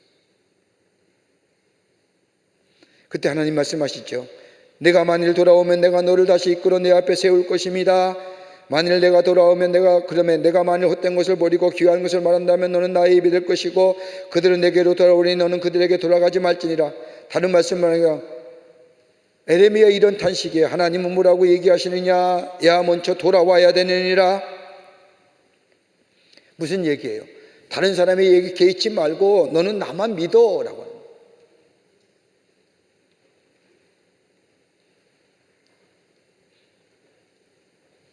이렇게 에레미야가 얘기하는 것은 다름이 아니라 하나님의 특별한 임무를 감당하기 위해서 회개와 회복이 필요했던 겁니다.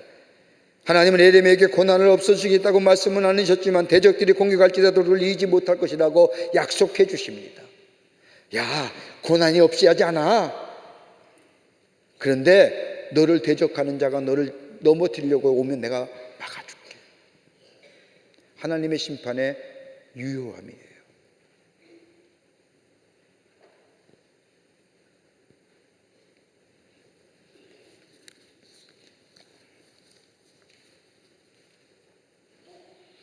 그 다음에 16장에 와서는요, 심판의 존재와 적극적인 궁극적인 회복에 대해서 얘기합니다. 일반적인 예언의 7번째 말씀이지요. 16장 1절부터 17절 말씀이죠. 16장 1절부터 우상숭배에 대한 얘기입니다. 여러분, 이스라엘 백성의 가장 큰 죄는 뭐예요? 네, 우상. 여러분 우상숭배 안 해요? 이렇게 얘기하면 보이는 것에 대한 얘기를 하죠. 보이지 않는 우상들 있잖아요, 우리 마음속에. 하나님보다 더 사랑하는 것들 있죠.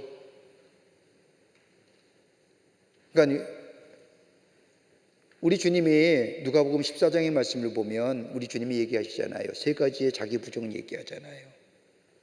부모와 친척과 아비를 떠나서 하나님은 우선순위 두는 거예요. 네 십자가를 내가 지고 예수님이 지던 십자가의 고통을 너도 예수님을 인하여 당하는 시기와 질투와 손가락질과 모멸과 비난과 조소 이거 감당할 수 있느냐? 네 소유를 다 내려놓으라고 얘기하시죠? 누가복음 14장 33절에 그건 뭐예요? 세상에 어떤 가치 있는 것들, 그 돈이든 명예든 물질이든 그거 흘러가는 것, 멀어져 가는 것에 안타까운 것이 아니라 다가올 우리 하나님의 약속의 성취를 네가 기대할 수 있느냐? 이거 버릴 수 있느냐? 이 얘기하는 3가지의 자기 부정. 이거야만이 내 제자가 된다는 거예요. 하나님을 우선순위로 삼는 것. 예수 그리스도를 믿는다는 이유 때문에 다른 사람에게 손가락질 받고 질시받고 질타받고 시기와 모함받는 거 그거 감당할 수 있냐? 그 십자가 질 수 있느냐? 예수님이 십자가의 고통을 진 것처럼. 그리고 세상의 물질들, 세상에 네가 가장 살기에 필요한 것들을 내려놓을 수 있느냐? 그리고 주님 한 분만으로 만족할 수 있겠느냐? 첫 번째, 두 번째는 뭐 그럴 수 있을 것 같아. 근데 마지막은요, 여기에 넘어진 사람이 너무 많은 거예요. 아유, 돈과 예수 믿는 것과 2가지 넘으면 여러분 어느 것 같겠어요? 돈 같잖아요. 눈앞에 보이는 걸 같지. 그러니까 이 대목에 다 넘어지는 거예요. 아닙니다. 아닙니다. 그 베드로 신앙이요. 아닙니다고 얘기하잖아요. 근데 딱 당했을 때 뭐요? 모른다 하잖아요.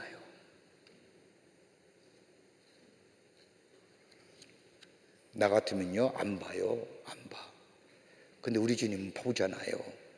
다시 회복시키시고 그걸 하나님의 사람으로 쓰시잖아요. 그러니까 우리 하나님은 너무너무 좋으신 분이에요. 우리 주님은 나 같으면 안 봐도 한참 안 보지. 쓸데없는 것들 같은.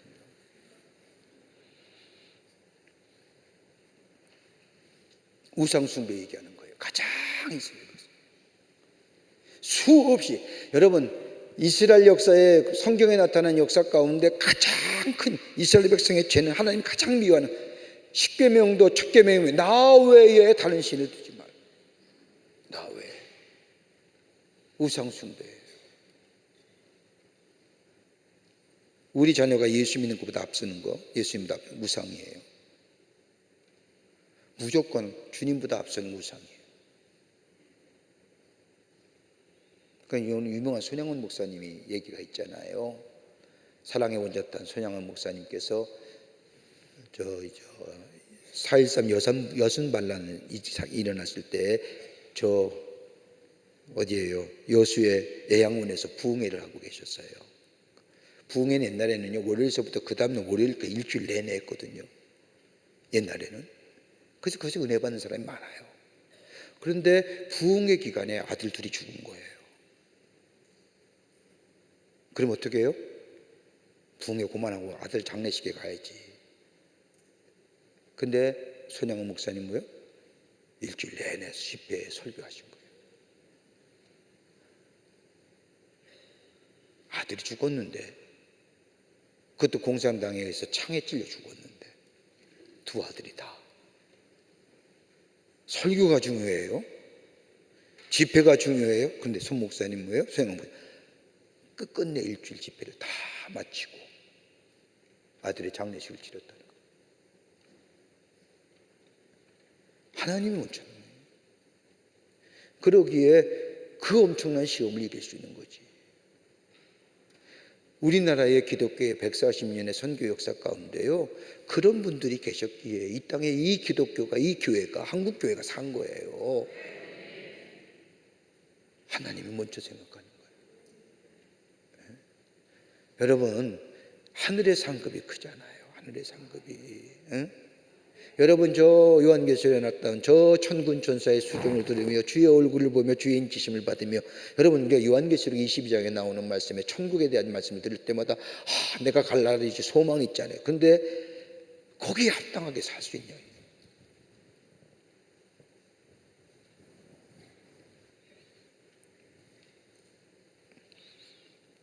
그러면서 하나님의 일에 대한 공의와 심판을 얘기하면서도 뭘 얘기해요? 하나님의 자비하심과 구원이요. 이것이 뭐예요? 회복의 기쁨.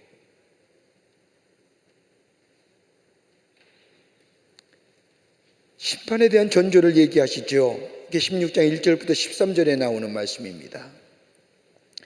하나님의 위로와 경의를 통해 다시 일어선 선지자가 하나님의 명령을 따라 세 가지의 상징적인 얘기를 합니다. 참 뭐라고 얘기하세요? 야 결혼하지 말라. 야 다 죽을 건데 무슨 결혼해. 그 다음에 뭐예요? 야 상갓집에 가지 마. 이제 다 죽은데 무슨 상갓집이야.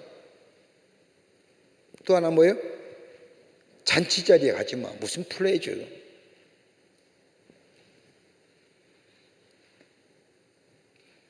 심판을 예언하는 거죠. 거기에 가장 큰 원인은 뭐예요? 우상숭배. 우상숭배. 지난 주일날 예배 마치고 우리 교인님, 우리 집사님 가정, 집사님 가정이 권사님 가정의 남편이 집사님이세요. 우리 집사님 오늘 오셨으면 용서하세요. 그 남편 되신 집사님이 집사의 직분을 받았으면서 얼마나 예배 시간에 아주 뭐랄까 조금 이렇게 거리감이 있게끔 인사도 제대로 안 하려고 그랬어요. 부인 때문에 이렇게 나오면서 인사. 근데 많이 달라지셨어요. 예배에 꾸준히 참석하시면서. 그러니까 참 그게 귀한 것 같아요. 아무리 부정적이고 아무리 처음서부터 예수를 안 믿는 집안에서 이제 부인 때문에 예수를 믿으니까 억지로 교회 나오다 보니까 그래도 구원을 받았다고 고백하면서 집사의 직분도 받았는데 아주 뭐 예배 처음엔 뒤에 앉아서 맨날 이상하게 눈을 감고 설교를 듣지 않나, 볼 때마다 화가 나가지고 언젠가 한번 얘기를 할까 말까. 근데 지난 주일날 예배를 드리고 나가는데 부인 권사님 그래요. 목사님, 이번 추석 때요 제사 드리지 아니하고 예배 드리고 제가 기도했어요. 그런데 그 가만히 보니까 남편의 얼굴이 달라진 거예요. 제가 얼마나 기뻤는지. 그 남편 집사 이렇게 안아주고 싶은 마음. 수고했다고. 나가면서 그러는 거예요. 목사님, 이때까지 지난주까지 제사 드렸는데 올해 집에서 예배 드리고 제가 기도했어요. 얼마나 귀한 거예요. 얼마나 귀한. 예? 여러분, 죽은 자는 죽은 자로 심판하는 장례질이라는 게 무슨 얘기예요? 예수 모르는 사람들, 그 영이 죽은 사람이잖아요.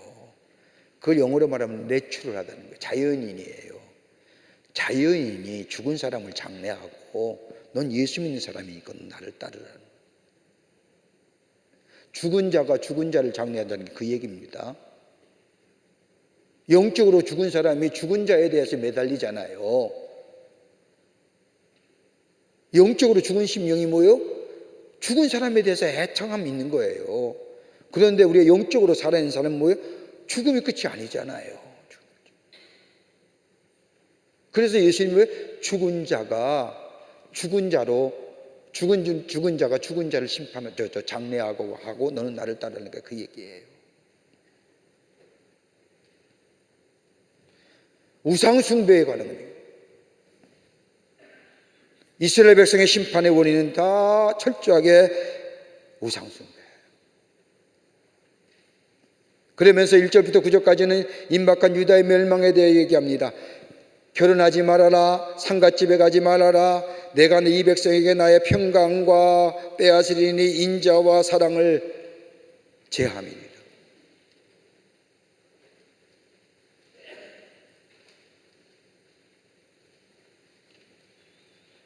그리고 뭐예요? 여기가 기가 막힌 말씀을 하세요. 그들을 왜곡하는 자도 자기 몸을 베거나 머리를 떨미는 자도 없을 것이고 그 죽은 자로 말미암아 슬퍼하는 자와 떡을 떼며 위로하는 자가 없을 것이다. 죽어도 위로한 적 없는 거예요. 장례 지는 얘기가 나왔으니까 여러분, 우리 교우들 가운데 같은 교구 식구 가운데 장례 나면 그 장례 예배 때 좀 오세요. 안 오면 나중에 여러분이 죽을 때 아무도 안 와. 그 같이 교구 식구끼리 어려움 당하고 마지막 장례 나는데 그 와서 같이 예배 드려주면 얼마나 좋아요. 좀 오세요. 점점 숫자가 줄어들어서 얘기하는 거예요. 그 19분이 우리 교구에 어떻게 일을 하니, 그거 슬픈 자를 위로하면 뭐예요? 여러분이 위로를 받아요. 나중에.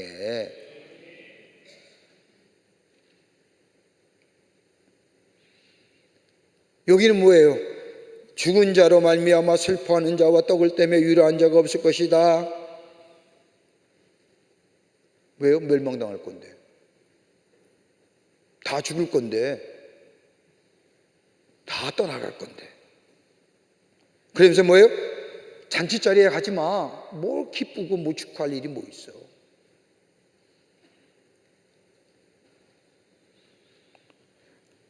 여러분, 우리가 다른 사람을 같이 슬퍼하고 기뻐하는 마음이 뭘까요? 국률함이거든요. 헬라어 원문에 보면 국률하다는 것이 시프란케논이거든요. 저 사람이 아플 때 같이 아파하는 거예요. 저 사람이 슬퍼할 때 같이 슬퍼하는 거예요. 저 사람이 기뻐할 때 같이 기뻐하는 거예요. 이게 국률함이에요. 하나님의 국률하심이, 내가 슬퍼할 때 우리 주님이 슬퍼하시잖아요. 내가 기뻐할 때 우리 주님이 기뻐하시잖아요. 뭐가요? 주의 국률하심이 있기 때문에. 그 국률함이 우리 가운데 있단 말이에요. 예수 믿으면 그 국률함이 은혜로 우리 가운데 국률함이 있어요. 그리고 다른 사람이 기뻐할 때 함께 기뻐해야 돼요. 다른 사람이 기뻐할 때, 야, 그 기쁨이 오래 갈 줄 아냐? 뭐 이렇게 얘기하면 안 된다는 거지. 다른 사람이 슬퍼할 때 뭐예요? 같이 슬픔할 수 있어야죠. 그 쌤통이다. 이런 얘기하면 안 된다니까. 근데 그게 없는 거예요. 국률함이 사라지는 거예요. 여러분, 이것만큼 슬픈 게 어디 있을까요? 다른 사람이 아파도 그냥 아무런 느낌 없이 가는 거예요. 다른 사람이 슬퍼도 나랑 관계없어.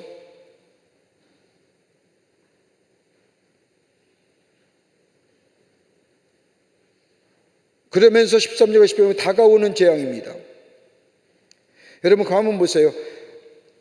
상갓집에 들어가서 동정하지 말라. 긍휼이 취소되었다는 거예요. 전치라는 집에 들어가지 말라. 이게 뭐예요? 기쁨이 사라져요.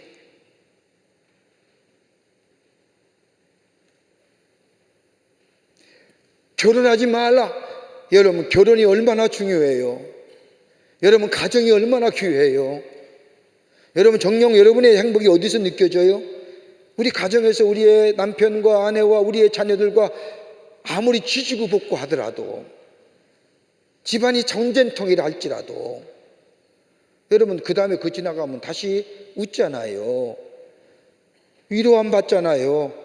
밖에서 힘이 들고 어렵더라도 집에 들어오면 위로가 되잖아요. 그게 우리의 가정 아니에요? 결혼하지 말라고 하는 것은 그거 없이 치우라는 거예요. 긍휼과 기쁨과 하나님이 주시는 가정의 기쁨이 사라지는 거예요. 멸망이. 뭐로? 우상숭배로.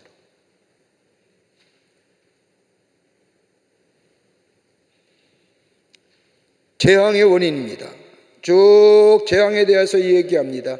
왜 이스라엘 백성이 결혼하지 말아야 될 것이며, 저 상갓집에 가지 말아야 될 것이며, 잔치자리에 맞지 말아야 될 것이냐, 왜 하나님의 심판이 임할 수밖에 없고, 그 기쁨과 긍휼과 그리고 행복이 사라지는 것, 이유는 딱 하나 가지 쭉 얘기합니다. 죄악 때문입니다. 묻습니다. 우리가 지은 죄가 뭐냐 하는 겁니다. 에레미야가 얘기하는 겁니다. 저들이 이렇게 내가 얘기했는데 저들이 묻습니다. 우리의 무슨 죄가 있기에, 우리가 어떤 죄를 지었기에. 그때 너희 이렇게 대답하라는 겁니다. 뭐예요?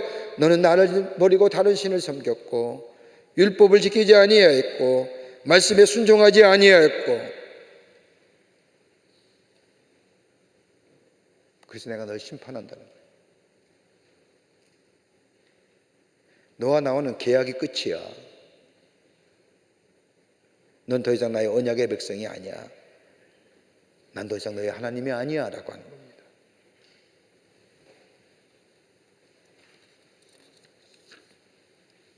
그러면서 하나님께서 뭐예요? 이스라엘 백성이 유다 땅에서 추방하시는 걸로. 여러분, 이스라엘 백성에 있어서 하나님이 안에 계시면요, 이스라엘 백성의 존재의 의미가 없는 거예요. 우리가 회심했어. 우리가 예수 그리스도의 십자가의 은총으로 대속함을 통하여 우리의 죄가 사해지고 우리가 구원받았어요. 우리가 예수를 나의 삶의 주인으로 예수님을 나의 삶의 주인 삼아 삽니다. 그런데 이렇게 우리가 회심하고 중생하고 성화된 우리의 삶 가운데 예수가 안에 계신다고 한다면 우리의 삶은 뭐예요? 왜 우리 이미 세상에 버림받은 사람이잖아요. 심한 말인가요? 세상과 끊어진 삶 아니에요? 아직도 세상에 연줄 갖고 계세요? 필요할 때마다 연줄 그렇게 끊어 당기세요? 이미 세상과 끝난 사람 아니에요? 근데 하나님을 편에 서서 사는데, 하나님이 편에 선 우리가 하나님에 의해서 넌 내 백성이 아니야 할 때 우리가 정녕 갈 데가 어디 있을까요? 있으세요? 그러기에 믿으려면 끝까지 잘 믿자고요. 여기서 떨어지지 말고. 여기서 떨어지면 갈 데가 없다니까. 갈 데 있어요? 없어요. 여러분, 예수 믿는다고 친구 안 만나잖아요. 잘 세상 친구들 안 만나잖아요. 만나면 쓸데없는 얘기하니까. 쓸데없는 얘기하잖아요. 나랑 관계없는 얘기하잖아요. 그래서 끊었어요. 근데 이 자리에 왔어요. 여기서도 좀 제대로 믿어야 되는데 여기도 엉터리 믿으면 저기도 못 가고 여기도 못 가고 나중에 어디 갈래요?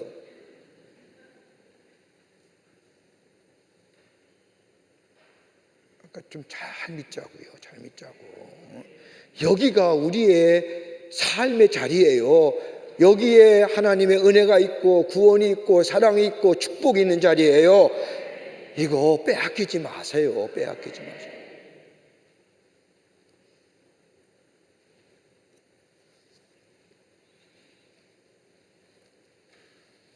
그러면서 하나님은 뭐예요? 여기 얘기하잖아요. 심판 이후의 회복에 대해서 얘기하십니다. 심판이 심판으로 끝나는 것이 아니라 회복할 때인데 그 회복은 뭐예요? 새로운 질서와 더불어 새로운 약속의 갱신입니다.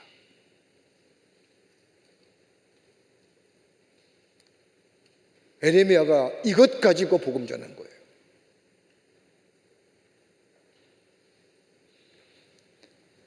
심판 이후에 있어질 새로운 질서와 언약의 갱신.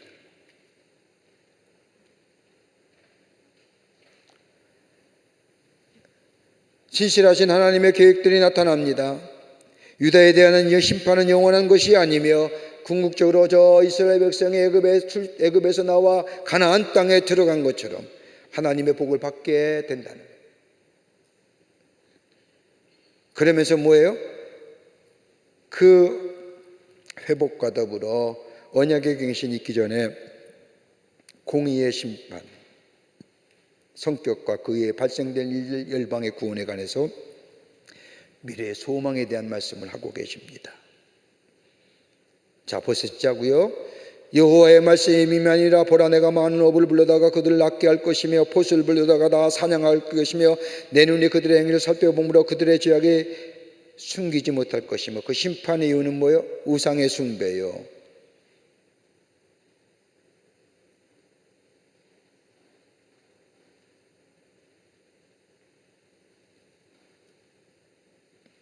그러면서 에레미야는 얘기하죠. 여호와는 나의 힘이요 나의 요새요 한날날의 피난처시요.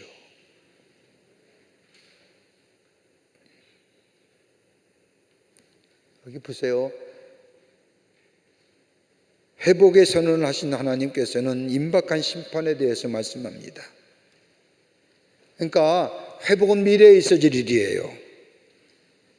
근데 지금 이스라엘 유다의 백성의 가장 직면한 문제는요, 그 땅으로부터의 추방이에요. 다 산계되어는 거예요.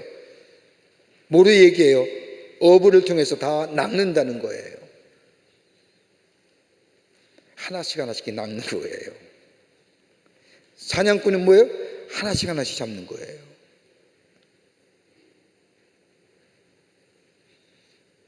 그러니까 뭐예요? 심판을 피할 자가 없는 거예요. 그물로 잡는 게 아니라니까요. 그물 잡으면 빠져나가는 게 있잖아요. 그죠? 그물 잡으면 다 잡혀요? 이게 또 다큐멘터리 이렇게 보면 그 고기 잡는 모습이 일단 굉장히 좋는데, 고기 잡는 모습을 굉장히 좋아하는데, 여러분 그 잡을 때 물고기들 그물 밖으로 나가잖아요. 근데 여기는 뭐예요? 그런 거 아니에요. 하나씩 하나씩 사냥꾼이 있어. 한 사람씩 하나씩 잡는 거예요. 그러니까 다 심판. 예외 없이. 그러니까 에레미야도 끌려가잖아요. 다. 하나님의 사람들 다 끌려가잖아요. 학사 에스라며 스룹바벨이며 느헤미야며 신실한 하나님의 사람들 다 산계되어 가잖아요. 어디로요? 바벨론과 페르시아로요. 예외 없는 거예요. 의인도 고난받는 거예요.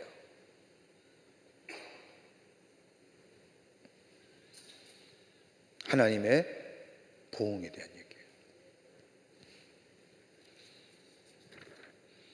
한 장 더 해야 되는데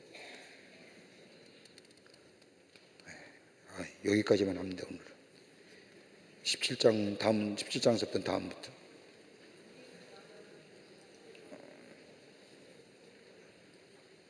얘기했잖아요. 어부라고. 뭘 어부라고 사냥꾼이라고 얘기했잖아요. 쏜다고요. 낚는다고요.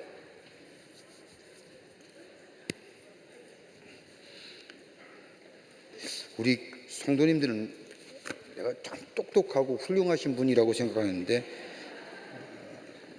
질문이 뭐세요? 문화세. 예.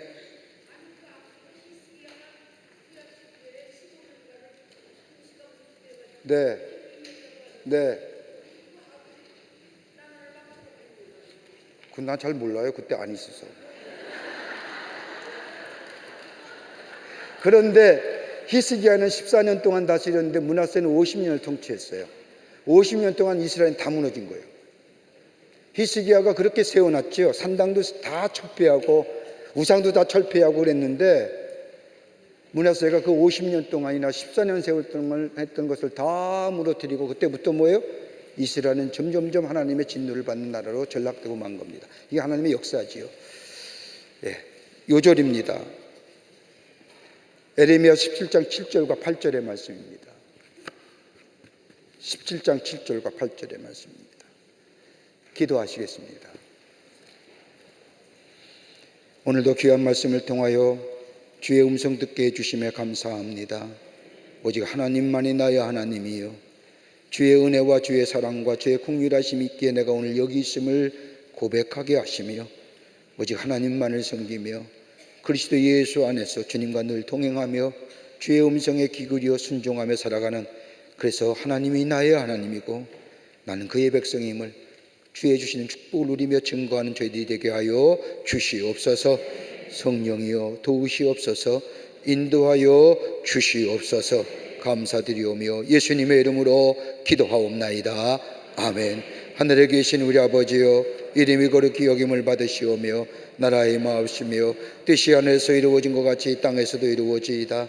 오늘날 우리에게 일용할 양식을 주옵시고, 우리가 우리에게 죄진 자를 사하여 준 것 같이 우리의 죄를 사하여 주옵시고, 우리를 시험에 들게 하지 마옵시며 다만 악에서 구하옵소서.